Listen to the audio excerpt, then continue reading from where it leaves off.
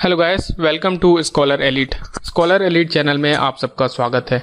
मैं हूं अनुराग पांडे और ये है हमारा एडजेक्टिव का वीडियो। जो भी लोग इस वीडियो को देख रहे हैं, अगर वो सब्सक्राइबर नहीं है स्कॉलर एलिट के, तो उन्हें मैं कहना चाहूँगा कि आप सब्सक्राइब कर लीजिए स्कॉलर एलिट को। अगर आपको ये वीडियो सीरीज़ अच्छी लग रही है तो आप हमें कमेंट करके बता सकते हैं। अगर आपको कोई वीडियो पसंद आता है तो वीडियो को लाइक ज़रूर कीजिए और शेयर कीजिए उसे अपने दोस्तों के साथ। एडजेक्टिव के पिछले वीडियो में हमने बहुत सारे एडजेक्टिव्स को डिस्कस किया था। कुछ ऐसे एडजेक्टिव्स थे जो कि दिखने में तो लगभग एक जैसे थे, पर उनके रूल्स और उनके यूजेस में था बहुत डिफरेंस। आज भी हम उसी सीरीज को आगे बढ़ाएंगे, देखेंगे कुछ और एडजेक्टिव्स जो कि दिखने में तो लगते हैं सेम, पर उनके यूजेस और रूल्स में है काफ़ी डिफरेंस। तो आइए स्टार्ट करते हैं हमारा ये वीडियो। पिछले वीडियो में मैंने आप लोगों से एक चीज़ पूछी थी कि क्या हम बोथ ऑफ देम का यूज कर सकते हैं कि या नहीं। देखिए, देम का यूज आप करते हैं दो या दो से अधिक चीजों के लिए, ठीक है, या मतलब 2, 3, 4 कितने भी लोग होंगे तो आप उनके लिए यूज करते हैं देम का। पर बोथ का जो यूज है आप स्ट्रिक्टली केवल और केवल दो लोगों के लिए करते हैं। तो क्या बोथ ऑफ देम कहना सही है? जी हाँ, बोथ ऑफ देम कहना बिल्कुल सही है। अगर कोई सेंटेंस ऐसा लिखा हुआ है both of them are playing cricket, तो ये सेंटेंस होगा आपका बिल्कुल सही। पर इस कंडीशन में ये जो देम है वो अब दो से ज्यादा लोगों को ना रिप्रेजेंट करके केवल दो लोगों को करेगा रिप्रेजेंट, तब उस कंडीशन में ये सेंटेंस होगा आपका बिल्कुल सही। अब देखते हैं हम हमारे कुछ और एडजेक्टिव्स। पहला हमारा एडजेक्टिव है वन, अदर और अनदर। देख लेते हैं इसका rule. When we talk about two person, then to represent someone first one is used and to represent second other is used. देखिए, अगर हम दो लोगों की बात करते हैं तो उन दो लोगों में से पहले को, फर्स्ट को बताने के लिए आप यूज करते हैं वन का, और उन दोनों में से सेकंड पर्सन को बताने के लिए आप यूज करते हैं अदर का। पर जब आप किसी अन्य तीसरे पर्सन की बात करते हैं तब आप यूज करते हैं अनदर का। जैसे कि आप इसका एग्जाम्पल देख सकते हैं, I have two dogs, one is black and other is white. देखिए, दो डॉग हैं जिसमें से वन मतलब कि पहला वाला जो है वो है आपका ब्लैक, अदर मतलब कि दूसरा वाला जो है वो है white. What I want two way another dog. अब अनदर डॉग है यानी कि वो तीसरा और डॉग खरीदना चाहता है। तो ये था आपका यूज वन, अदर और अनदर का। अब देखते हैं दूसरा है हमारा ओन। दूसरा एडजेक्टिव है हमारा own. It is an adjective, it comes just after a possessive form to stress a position. देखिए, ओन एक ऐसा आपका एडजेक्टिव है जिसका कि आप यूज करते हैं पोजेसिव केस के बाद, तो जो वो देता है आपका स्ट्रेस पोजीशन में। जैसे कि बात करें, अगर लिखा हुआ है दिस इज ओन कार, देखिए इसका यूज आप अकेले नहीं करते, आप इसका यूज आपको करना है किसी पोजीशन के बाद। तो आप इसका यूज केवल पोजीशन के बाद ही करते हैं, आप इसका अकेला यूज नहीं कर सकते। तो ये सेंटेंस है आपका गलत। अगर लिखा हुआ है दिस इज माई कार, तो ये है आपका सही, क्योंकि माई जो है यहां पर वो है आपका पोजेसिव प्रोनाउन। अगर लिखा हुआ है sentence this is my own car, तब ये सेंटेंस होगा आपका बिल्कुल सही, क्योंकि हमने डेफिनेशन में देखा कि ओन का यूज आप करते हैं पोजीशन के बाद। माई है आपका वो पोजीशन, उसके बाद आपने यूज किया है ओन का, तो ये सेंटेंस है आपका बिल्कुल सही। आप देखते हैं हमारा नेक्स्ट एडजेक्टिव्स, नियरेस्ट और नेक्स्ट टू। बात करेंगे नियरेस्ट की, तो it comes in the sense of closest. Nearest का यूज आप तब करते हैं जब आपको कोई चीज बतानी होती है कि वो चीज है आपकी बहुत पास में। जैसे कि इसका एग्जांपल हम देख लेते हैं, the patient is critical, we should rush to next to hospital. अगर ऐसा कोई सेंटेंस अगर आपका लिखा हुआ है तो यहां पर देखिए ये होगा नेक्स्ट टू जो है वो होगा आपका गलत, क्योंकि जब अगर पेशेंट होगा आपका क्रिटिकल तो आपको ले जाना है पेशेंट को नियरेस्ट हॉस्पिटल में, यानी कि सबसे पास के हॉस्पिटल में। तो यहां पर नेक्स्ट टू जो है वो होगा गलत, नेक्स्ट टू की जगह आएगा आपका नियरेस्ट। तो ये सेंटेंस है आपका गलत। अब बात करते हैं नेक्स्ट टू की। नेक्स्ट टू की अगर बात करें, it comes to show two person और things located just beside each other. तो इसका यूज जो आप करते हैं दो पर्सन या दो चीजों के लिए करते हैं जो कि एक दूसरे के आसपास मौजूद हैं। जैसे कि अगर इसका आप एग्जांपल देखें, the mall is located next to railway station, मतलब कि ये जो मॉल और रेलवे स्टेशन है वो एक दूसरे के आसपास हैं लोकेटेड, तो उस कंडीशन में आप यूज करेंगे नेक्स्ट टू का, जो कि है आपका बिल्कुल सही। आप देख लेते हैं हमारा नेक्स्ट एडजेक्टिव म्यूचुअल और कॉमन। ये म्यूचुअल का यूज आप तब करते हैं, it comes to show a reciprocal relationship between two parties.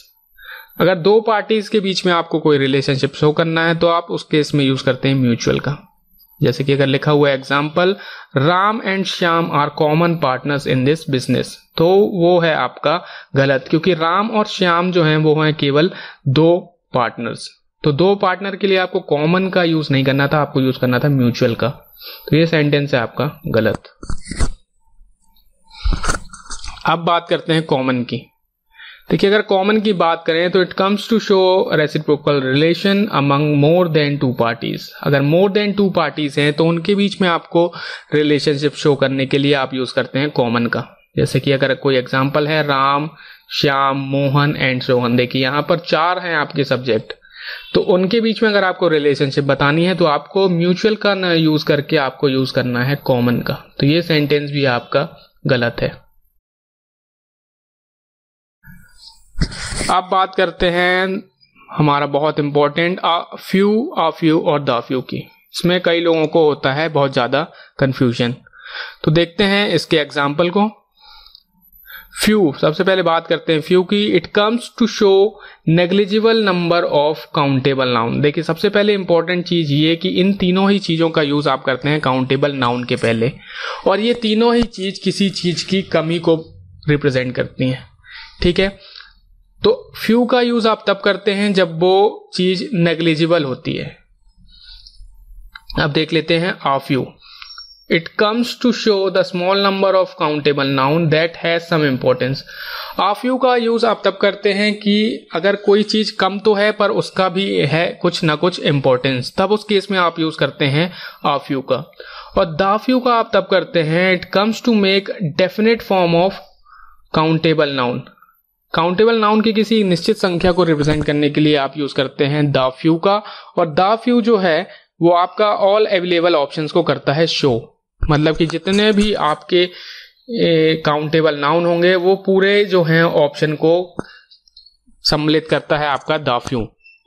देख लेते हैं इसको एग्जांपल से समझने की कोशिश करते हैं। अब मान लीजिए आपके पास किसी क्लास में 100 स्टूडेंट्स हैं। अब 100 स्टूडेंट्स में से आपके अगर मान लीजिए केवल 5 स्टूडेंट्स हैं आपके प्रेजेंट, ठीक है, 5 स्टूडेंट प्रेजेंट हैं, तो फिर आप उस केस में क्या बोलेंगे, there are few students in the class. Few मतलब देखिए 100 के कंपैरिजन में ये जो 5 है वो है बहुत कम, और बहुत कम है मतलब कि एक नेग्लिजिबल अमाउंट में ही है, तो वहां पर आप यूज करेंगे फ्यू का। पर मान लीजिए 100 की क्लास है और 15 स्टूडेंट प्रेजेंट है, 15 to 20 आपके अगर स्टूडेंट प्रेजेंट हैं, तब वहां पर जो है 100 के कंपैरिजन में ये भी है बहुत स्मॉल क्वांटिटी, पर इतनी भी स्मॉल नहीं है कि आप इसको नेग्लेक्ट कर सके। तो आप इस केस में क्या बोलेंगे, there are a few students in the class.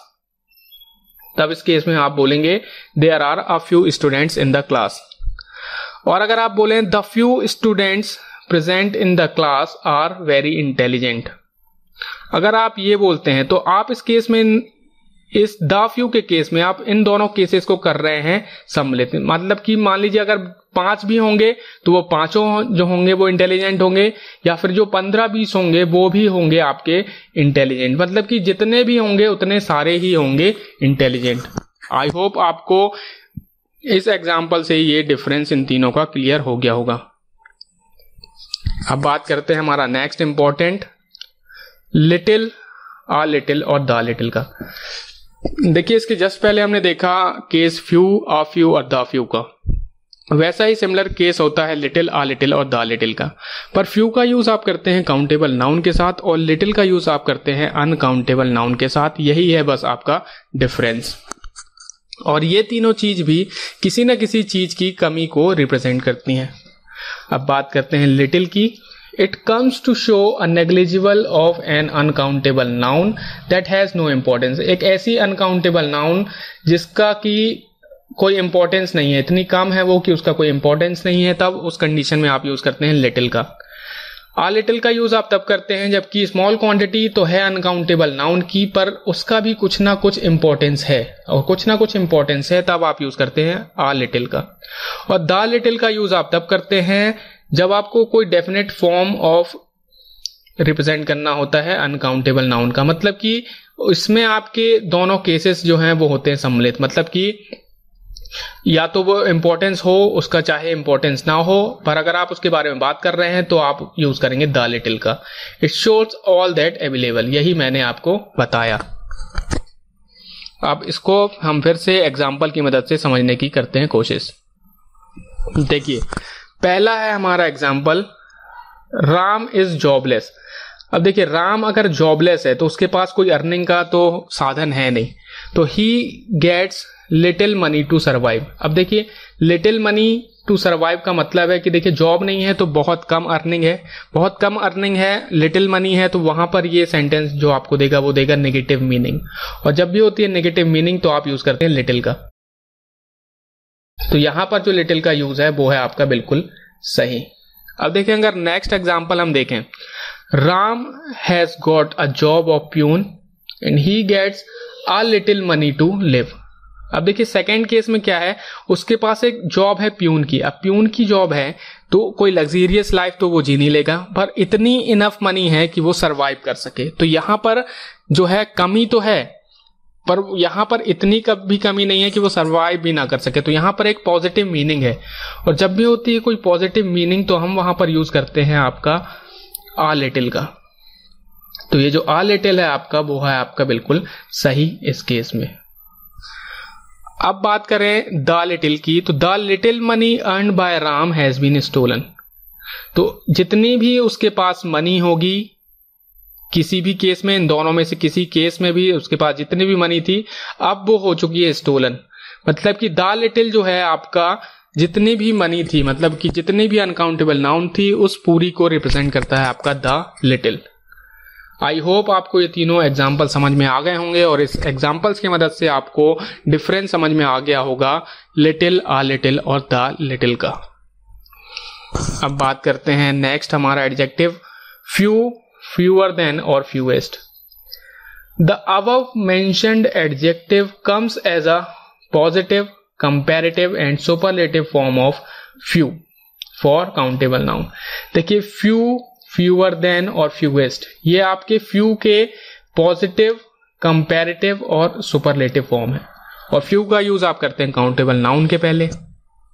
तो देख लेते हैं इससे जुड़े हुए example. I have few friends in my village, ये है आपकी पॉजिटिव डिग्री में, तो फ्यू है आपका पॉजिटिव डिग्री में, तो ये सेंटेंस है आपका बिल्कुल सही, क्योंकि फ्रेंड्स जो हैं वो हैं आपके काउंटेबल नाउन। नेक्स्ट एग्जाम्पल है I have less friends than Ram has. अब यहां पर देखिए फ्रेंड्स जो हैं वो राम के फ्रेंड्स से हो रहा है कंपेयर, तो यहां पर आप यूज करेंगे कंपैरेटिव फॉर्म ऑफ फ्यू का। यहां पर आपने यूज किया लेस का, जो कि है आपका बिल्कुल गलत, आपको यूज करना था fewer. I have fewer friends than Ram has होता आपका सही, ये सेंटेंस है आपका गलत। अब देखिए नेक्स्ट है हमारा example, I have the least friends in my village. अब यहां पर जो है आपको यूज करना था सुपरलेटिव डिग्री का, यानी कि लीस्ट जो है आपका वो है गलत, क्योंकि लीस्ट का यूज आप करते हैं अनकाउंटेबल नाउन के साथ, फ्रेंड्स है आपका काउंटेबल।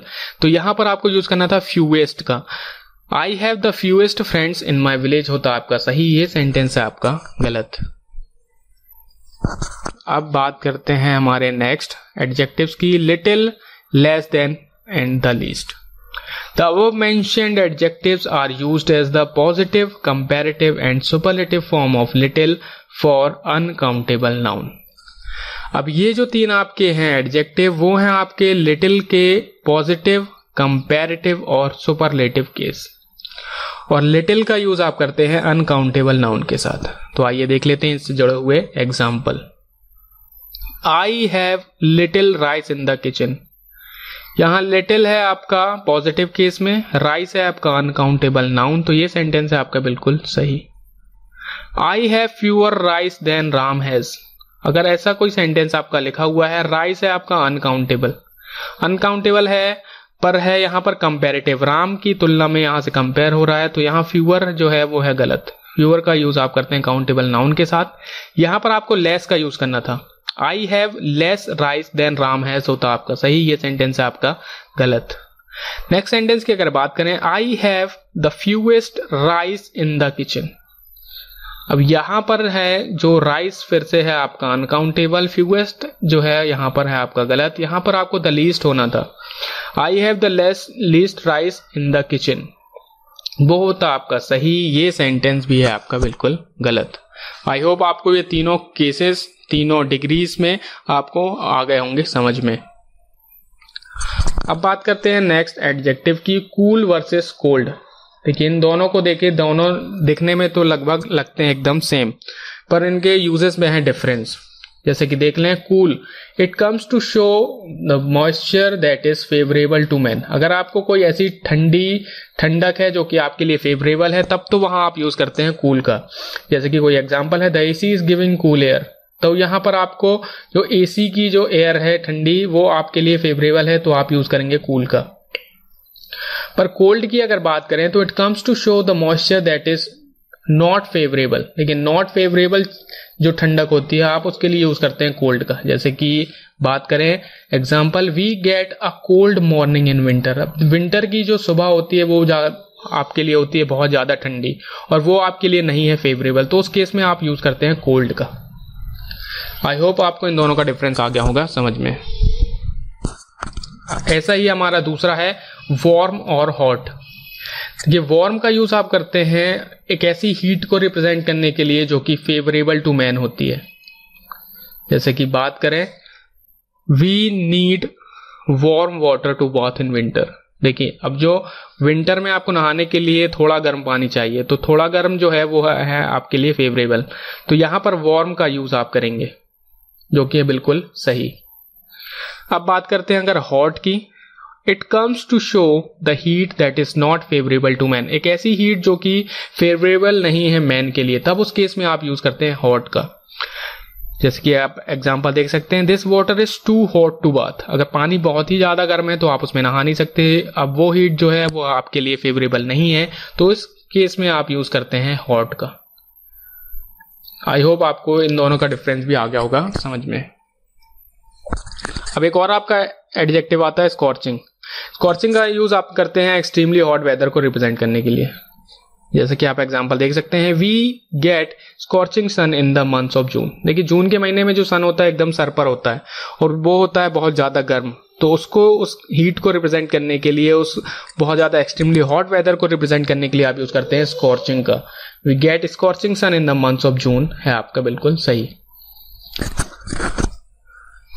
अब बात करते हैं कुछ और ऐसे एडजेक्टिव्स, ओरल, वर्बल और रिटन। देखिए ओरल का यूज आप तब करते हैं जबकि कोई चीज होती है आपके रिलेटेड टू माउथ। जैसे कि स्मोकिंग कॉजेस ओरल कैंसर, तब वहां पर आप यूज करते हैं ओरल का। वर्बल का यूज आप तब करते हैं जब कोई चीज होती है आपकी रिलेटेड टू वर्ड्स होती है। जैसे कि verbal reasoning is very difficult in banks exam. Bank के एग्जाम में आप देखा होगा आप लोगों ने कि वर्बल जो रीजनिंग होती है वो होती है काफी टफ, तो हम यहाँ पर यूज करते हैं वर्बल जो कि रिलेटेड होता है वर्ड्स से। रिटन की बात करें तो कुछ भी अगर आपका स्क्रिप्टेड है तो वो आपका कहलाता है written. He has qualified the written exam. कुछ भी चीज स्क्रिप्टेड से अगर रिलेटेड है तो उसके लिए हम यूज करते हैं रिटन का। अब बात करते हैं एक बहुत इंपॉर्टेंट रूल। जनरली आप देखिए एडजेक्टिव के बाद अगर आप ly लगा दें तो वो बन जाता है एडवर्ब। यह आपका जनरली केस होता है एडवर्ब के साथ। So can't be used before noun, तो तब इन केसेस में आपका नाउन के साथ आप उनका यूज नहीं कर सकते, क्योंकि एडवर्ब जो है वो नाउन को क्वालिफाई नहीं करते, एडजेक्टिव करते हैं नाउन को क्वालिफाई। जैसे कि अगर हम बोले Ram is a smartly boy, अब स्मार्ट है आपका एडजेक्टिव पर आपने जोड़ दिया उसमें ly, तो वो बन गया एडवर्ब। अब एडवर्ब है अगर तो आप उसका नाउन के साथ नहीं कर सकते यूज, तो यहां पर जो स्मार्टली का यूज है वो है आपका गलत। अगर हम बोले he has done his work smartly, तो वो है आपका सही, क्योंकि वर्क है यहां पर वर्ब और वर्ब को क्वालिफाई कर रहा है ये स्मार्टली एडवर्ब, तो वो है आपका बिल्कुल सही। अब देखते हैं नेक्स्ट रूल जो कि हमारा बहुत बहुत important, first, fast, hard, last. देखिए ये एक ऐसे वर्ड हैं जो कि एडवर्ब और एडजेक्टिव दोनों के जैसे बिहेव करते हैं और इनके लिए आपको कुछ ly वगैरह लगाने की जरूरत नहीं है। इनके साथ आपको ly लगाने की जरूरत नहीं है, इटसेल्फ में ही एडजेक्टिव और एडवर्ब दोनों का काम करते हैं। जैसे कि अगर आप बोले the train runs fastly, run है यहाँ आपकी वर्ब, अब आपको वर्ब को क्वालिफाई करना है तो आपको चाहिए एडवर्ब। फास्ट है आपका एडजेक्टिव होता है वो, अगर आप उसमें ly लगा दें तो वो बन जाएगा एडवर्ब। अगर आप ऐसा सोच रहे हैं तो वो है गलत, क्योंकि फास्ट इटसेल्फ में भी है आपका एडजेक्टिव और एडवर्ब दोनों। ये जो ly है वो लगाने की आपको जरूरत नहीं है।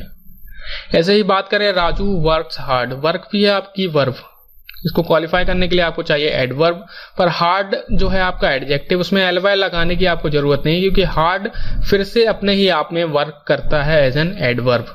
तो यहां पर ये सेंटेंस भी आपका है गलत। So this is all from this video. I hope आपको ये वीडियो जरूर पसंद आया होगा। अगर आपको ये वीडियो पसंद आया तो वीडियो को लाइक कीजिए, शेयर कीजिए अपने दोस्तों के साथ और जुड़े रहिए स्कॉलर एलीट के साथ। Thank you.